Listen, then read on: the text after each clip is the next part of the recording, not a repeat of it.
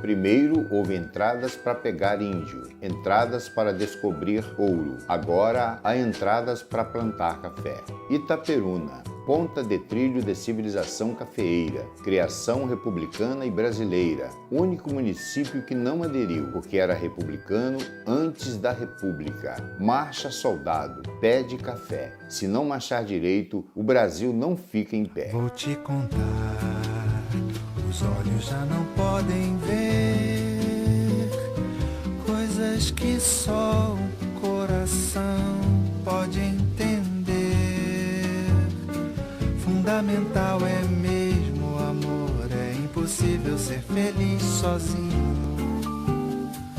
O projeto Fazendas Históricas pretende resgatar a história de 19 fazendas da região noroeste fluminense, revelando a formação cultural de um povo e todas as suas particularidades,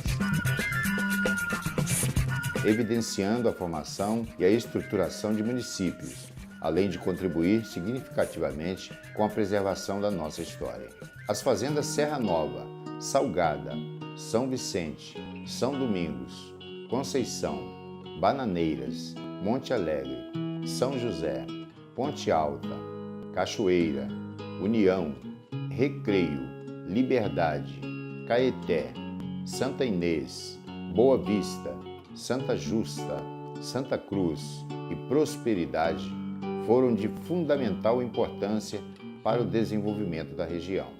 Pensar em todas essas fazendas é relembrar do primeiro pé de café plantado em 1834 no noroeste fluminense pelos irmãos José de Lanes Dantas Brandão, com mudas trazidas de Macaé. É recontar um pouco da trajetória do pioneiro José de Lanes, que iniciou o desbravamento da região, onde chegou em 1831 e apossou-se das terras desde Porciúncula até Bambuí.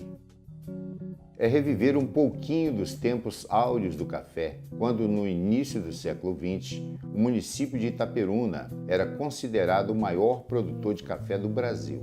Alguns autores, dentre eles Alberto Ribeiro Lamego, chegou a afirmar que o município de Itaperuna tornou-se, com suas lavouras, o maior produtor de café do mundo.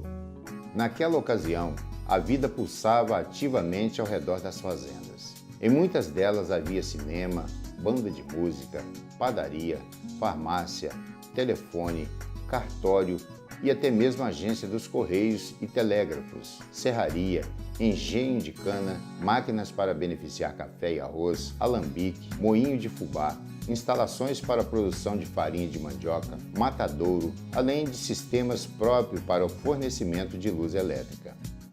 Os saraus também eram bastante concorridos, onde os jovens da época dançavam ao som do piano e nos intervalos saboreavam doces, refrescos e ponche.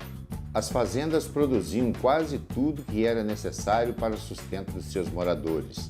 Na Fazenda União, por exemplo, só mesmo o sal, o querosene e os tecidos vinham de fora para a venda na fazenda. Até mesmo os caixões eram confeccionados na serraria da propriedade, além da produção e exportação em larga escala do café.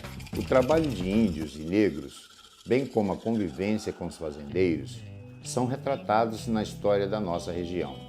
Maria Sabina, por exemplo, nascida em 1834 na fazenda Bananeiras, frequentava a aldeia dos índios que ficava na outra margem do rio. Os pais dela fizeram amizade com os puris que habitavam a região. Já em relação aos negros no período da escravatura, há diversos tipos de relatos, desde situações de comum acordo, como realizar determinado trabalho em troca da liberdade, a situações de tortura. Existiam patrões com a consciência entorpecida pelo egoísmo, acreditando que negro não adoece nunca, nem tem dor de dente ou de cabeça. Se não queria trabalhar, era preguiça, precisava ser castigado, amarrando o escravo no tronco, onde era chicoteado até sangrar. Na Fazenda Liberdade, o castigo era bem diferente. O castigo comum atribuído aos escravos naquela propriedade era tomar banho com sabão. O nome da fazenda faz todo sentido ao depararmos que, dentro das possibilidades da época, vários escravos foram libertados, pois havia a compreensão do sentido de mudança. Com a crise de 1929, provocada pela queda da Bolsa de Nova York, veio a derrocada do café. Com a Grande Depressão em 1929, os preços do café despencam. A saca, que custava R$200 mil em agosto de 29, passa a R$21 mil em janeiro do ano seguinte. A crise atinge toda a economia brasileira. Mais de 500 fábricas fecham as portas em São Paulo e Rio de Janeiro. O país tem quase 2 milhões de desempregados no final de 1929. A miséria e a fome atingem a maioria da população. E a região precisou investir em outras culturas. Época da chamada Lavoura Branca, onde os fazendeiros passaram a cultivar o arroz, milho e feijão, além de algodão e muito mais. Também passaram a investir na criação de gado leiteiro e de corte.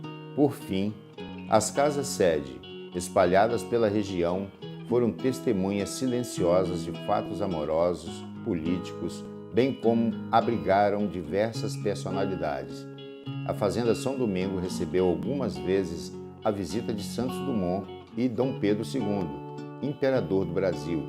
Já a Fazenda Serra Nova, em 1967, recebeu Juscelino Kubitschek, que aceitou o convite do jovem estudante Maurício Monteiro para vir dançar com a Miss Estado do Rio, num baile realizado no Aeroclube de Miracema, fato que causou enorme sensação e reboliço entre as autoridades. O circuito cultural Fazendas Históricas Noroeste Fluminense é um presente para Itaperuna, demais municípios da região, estado do Rio de Janeiro e para todo o país. Afinal, o histórico dessas fazendas revela uma região cujo passado está fortemente ligado à história do Brasil.